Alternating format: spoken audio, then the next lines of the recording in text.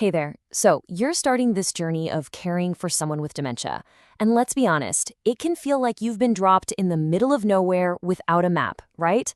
It's overwhelming, it's uncertain, and it's so personal.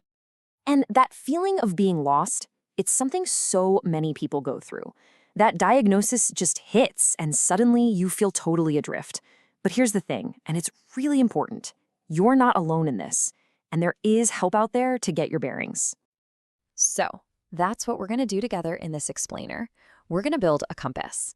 Think of it as your personal tool for this journey, something to give you a real sense of direction and a little bit of clarity for what's ahead. All right, so here's our game plan. First, we'll get our compass set up. Then we'll chart the course by talking about some early planning. After that, we'll dive into the day-to-day stuff, look out toward the long-term horizons, and, this one's huge, we're going to talk about caring for the person who often gets forgotten, and that's you. Okay, first things first. You can't navigate a new place without understanding the terrain, right? So this first part is all about getting your bearings and just understanding the journey you're on. And really, this boils down to two main pillars. First up is education. The more you learn about dementia, the more you'll know what to expect. It helps you set realistic expectations. The second pillar is support. And this is huge. Connecting with people who are on the same path, well, that kind of emotional and practical backup is priceless.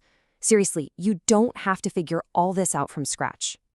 All right, so now that we've got our bearings, it's time to actually chart the course. And when it comes to dementia care, planning ahead isn't just a nice to have, it's absolutely essential.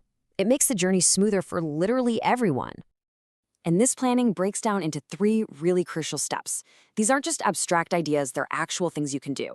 You know, having those tough conversations right now about what your loved one wants, getting the legal stuff sorted, and planning for the finances, that's what gives you power.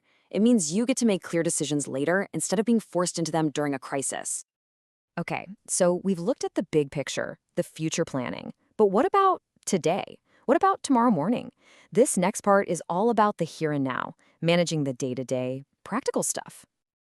You know, one of the biggest challenges, day in and day out, is communication.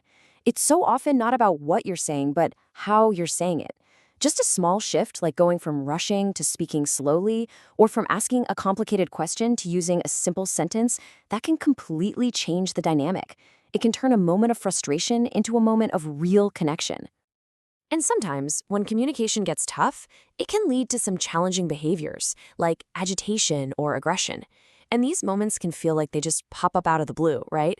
But more often than not, there's a reason, a trigger, something in the environment that sets it off. And let me tell you, learning to spot those triggers, it's a total game changer. Because once you start understanding what those triggers are, you can get ahead of them. You can be proactive. Things like having a consistent daily routine, that brings a sense of security. Or engaging in activities your loved one actually enjoys, that gives them a sense of purpose. And focusing on these kinds of strategies first, before anything else, is just a kinder and frankly more effective way to make the environment calmer and more stable for everybody. So as time goes on, things are going to change. The needs for care will evolve. So let's zoom out a bit now and take a look at the long-term horizons of this journey. Down the road, you might start thinking about long-term care options. And generally, there are two main paths to consider. You've got assisted living, which is usually a good fit for the early to mid stages, when someone just needs a hand with daily activities.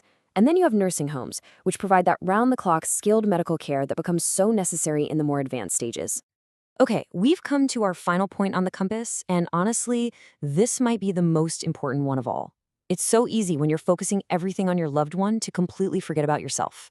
And I need you to hear this. Taking care of yourself is not selfish. It is absolutely essential. Let's be blunt.